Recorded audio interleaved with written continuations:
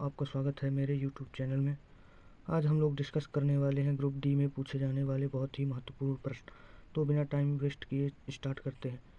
Question number पहला है, भारत का पहला परमाणु परीक्षण कहाँ हुआ था? इसका सही जवाब हो जाएगा पोखरण में।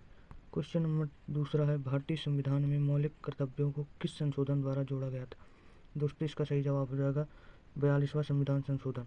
हमारा अगला प्रश्न है, गुलामगिरी पुस्तक के लेखक कौन है? तो इसका सही जवाब हो जाएगा ज्योतिबा फुले। हमारा अगला प्रश्न है, भारत का सबसे लंबा राष्ट्रीय राजमार्ग कौन सा है? तो इसका सही जवाब हो जाएगा ए, नेशनल हाईवे नंबर 44।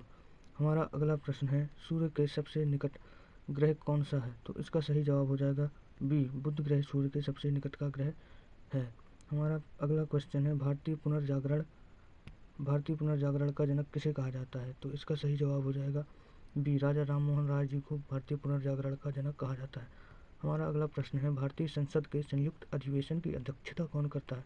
तो इसका सही जवाब हो जाएगा लोकसभा अध्यक्ष। हमारा अगला प्रश्न है, ऑपरेशन फ्लड किससे संबंधित है? तो इसका सही जवाब हो जाएगा दुग्ध उत्पादन से। ऑपरेशन फ्लड दुग्ध उत्पादन से संबंधित है। हमारा अगला क्वेश्चन हो जाएगा दोस्तों, नागार्जुन सागर परियोजना किस नदी पर स्थित है?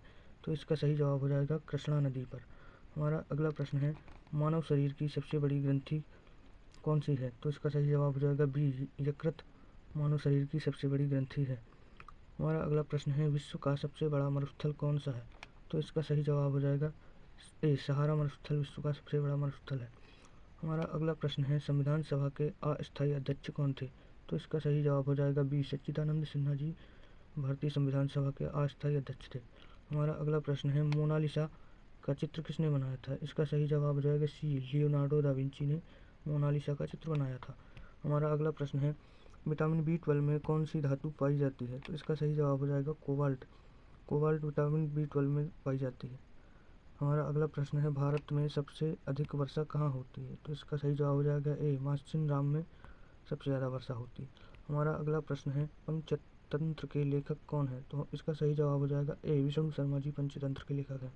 हमारा अगला प्रश्न है, भारत का पहला उपग्रह कौन सा था? तो इसका सही जवाब हो जाएगा बी, आर्यभट्ट। हमारा अगला प्रश्न है, डिस्कवरी ऑफ इंडिया के लेखक कौन है? तो सही जवाब हो जाएगा नेहरू, पंडित जवाहरलाल नेहरू जी ने डिस्कवरी ऑफ इंडिया पुस्तक लिखी थी। हमारा अगला प्रश्न है, भारत में योजना आयोग की स्थापना कब हुई थी? इसका सही जवाब हो जाएगा 1950 बी। हमारा अगला प्रश्न है, भारत छोड़ो आंदोलन कब शुरू हुआ था? तो इसका सही जवाब हो जाएगा बी, 1942 में भारत छोड़ो आंदोलन शुरू हुआ था। हमारा अगला प्रश्न है, रक्त का पीएच मान कितना होता है? तो इसका सही जवाब हो जाएगा बी, 7.4 अपने ब्लड का जो है पीएच मान होता है। हमारा अगला प्रश्न है, जनगण मन पहली बार कब गाया गया था? तो इसका सही जवाब हो जाएगा ए, 1911 में जनगण मन पहली बार गाया गया था। हमारा अगला प्रश्न है, जय जवान जय किसान का नारा किसने दिया था? इसका सही जवाब हो जाएगा लाल बहादुर शास्त्री जी ने। लाल बहादुर शास्त्री जी ने जय जवान जय किसान का नारा दिया था। हमारा अगला प्रश्न है, भारत की पहली महिला राज्यपाल कौन थी? तो इसका सही जवाब हो जाएगा ए, सरोजिनी नायडू जी भारत की पहली महिला राज्यपाल थी। हमारा अगला प्रश्न है, गीता रहस्य के लेखक कौन हैं? तो इसका सही जवाब हो जाएगा बी, तिलक जी गीता रहस्य के लेखक हैं। हमारा अगला प्रश्न है, भारत का राष्ट्रीय जलीय जीव कौन सा है?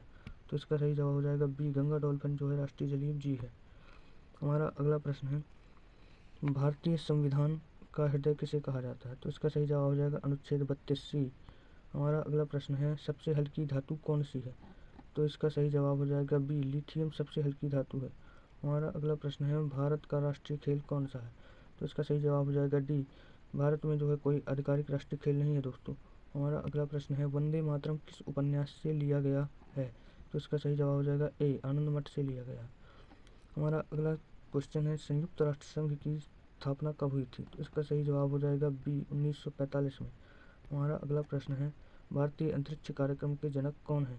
तो इसका सही जवाब हो जाएगा बी, विक्रम साराभाई। हमारा अगला प्रश्न है, पानी का रासायनिक सूत्र क्या होता है? ये तो आपको पता होगा दोस्तों, पानी का रासायनिक सूत्र H2O होता है।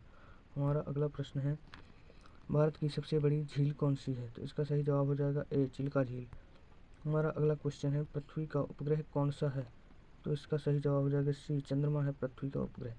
हमारा अगला क्वेश्चन है, स्वराज मेरा जन्मसिद्ध अधिकार है किसने कहा था? तो ये कहा था तिलक जी ने। अगला क्वेश्चन है भारत का राष्ट्रीय वृक्ष कौन सा है? तो ये भी आपको पता होगा दोस्तों, भारत का राष्ट्रीय वृक्ष बरगद है। हमारा अगला क्वेश्चन है संविधान का कौन सा भाग नागरिकता से संबंधित है? तो हमारा इसका सही जवाब हो जाएगा भाग 2 बी। हमारा अगला सवाल है दोस्तों, प्रकाश वर्ष किसकी इकाई है? तो इसका सही जवाब हो जाएगा बी, दूरी की इकाई है। हमारा अगला प्रश्न है भारत के गृहमंत्री कौन थे? पहले गृहमंत्री कौन थे? तो इसका सही जवाब हो जाएगा सरदार वल्लभ भाई पटेल, जो है भारत के पहले गृहमंत्री थे। हमारा अगला प्रश्न है मेघदूत के लेखक कौन है? तो इसका सही जवाब हो जाएगा ए, कालिदास जी। हमारा अगला प्रश्न है सबसे कठोर प्राकृतिक पदार्थ कौन सा है? तो इसका सही जवाब हो जाएगा सी, हीरा। हमारा अगला प्रश्न है भारतीय रिजर्व बैंक की स्थापना कब हुई थी? इसका सही जवाब हो जाएगा ए, 1935। हमारा अगला सवाल है माई एक्सपेरिमेंट विद ट्रुथ किसकी आत्मकथा है? तो इसका सही जवाब हो जाएगा बी, गांधी जी की। हमारा अगला प्रश्न है भारत का राष्ट्रीय फल कौन सा है? तो इसका सही जवाब हो जाएगा बी, केला, आम। इसका हमारा अगला प्रश्न है संसद के दोनों सदनों के नाम क्या है? तो दोस्तों ये आपको पता होगा, संसद के दोनों सदनों के नाम लोकसभा और राज्यसभा हैं। इसका सही जवाब हो जाएगा बी। हमारा अगला प्रश्न है भारतीय संविधान के निर्माता किसे कहा जाता है? ये तो आपको पता ही होगा दोस्तों कि भारतीय संविधान के निर्माता डॉक्टर बी.आर. अम्बेडकर जी को कहा जाता है। हमारा अगला क्वेश्चन है दोस्तों, कोशिका का पावर हाउस किसे कहा जाता है?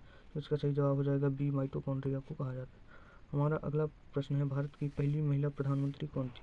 तो ये भी आपको पता होगा, इंदिरा गांधी जी जो पहली प्रधानमंत्री थी। हमारा अगला क्वेश्चन है सारे जहाँ से अच्छा किसने लिखा था? तो इसका सही जवाब हो जाएगा बी, मोहम्मद इकबाल ने। ये देखिए दोस्तों, हमारे 50 क्वेश्चन कवर हो चुके हैं। मैं आशा करता हूँ कि आपको ये वीडियो काफ़ी हेल्पफुल रहा होगा। अगर आपको ये वीडियो पसंद आया तो इसको लाइक करें और हमारे चैनल को सब्सक्राइब करें, जिससे आपको आगे आने वाली इसी प्रकार की सारी वीडियो मिलती